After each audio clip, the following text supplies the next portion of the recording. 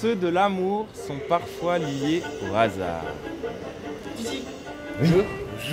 Bonne réponse. L'équipe des titis parisiens est la première à partir, sur les traces d'un mystérieux couple disparu.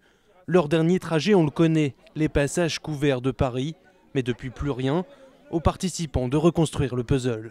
Donc en fait, les participants découvrent la ville en résolvant une enquête. Donc en fait, ils ont un carnet de route, des accessoires utilisés tout au long du parcours pour trouver des indices et parvenir à résoudre l'enquête.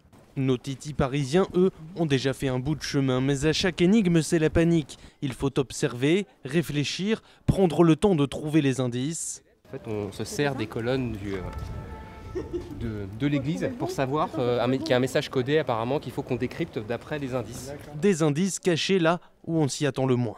Il y a un indice dans la pomme apparemment. Il l'a fait en plus. Il est trop Oh oui, il est bon. C'est qu'elle est bonne en plus. L'enquête se poursuit avec toujours un œil derrière soi. Les autres équipes gagnent du terrain. Petit sprint pour rattraper le retard. À l'arrivée, les titis parisiens sont troisièmes, mais rien n'est encore joué.